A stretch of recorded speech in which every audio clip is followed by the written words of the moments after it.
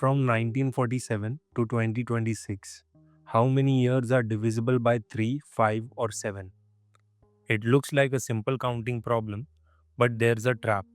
Some years belong to more than one group. First, what does divisible by 3 actually mean? It simply means that dividing by 3 leaves no remainder. For example, 1947 divided by 3 is exactly 649. So 1947 is divisible by 3.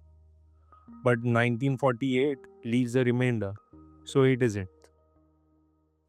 Let us start with the years divisible by 3.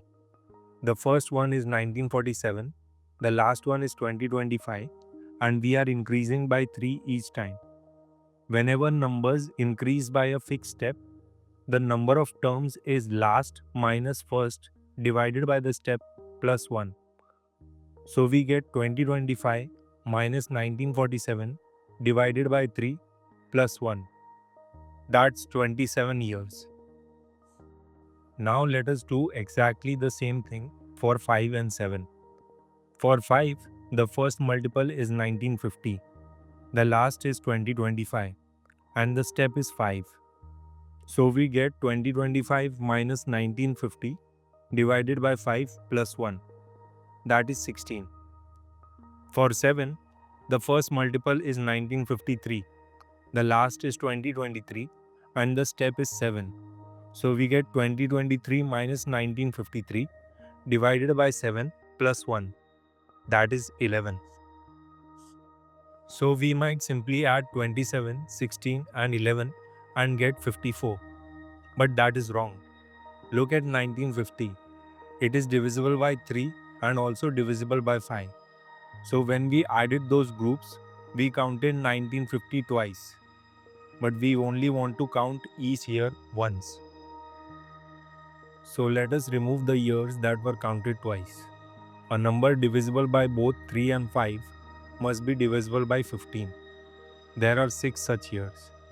A number divisible by both 3 and 7 must be divisible by 21. There are 4. And the number divisible by both 5 and 7 must be divisible by 35. There are 2. So we subtract all the 3 overlaps. 54 minus 6 minus 4 minus 2 gives us 42. But there is one final trap. The year 1995 is divisible by 3, 5 and 7. So it was counted 3 times at the beginning, but when we subtracted the 3 pairwise overlaps, we also subtracted 1995 3 times.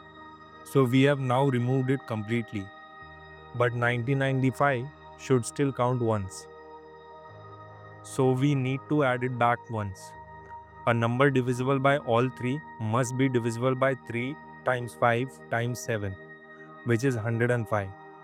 And between 1947 and 2026, there is exactly one such year, 1995. So we add one back.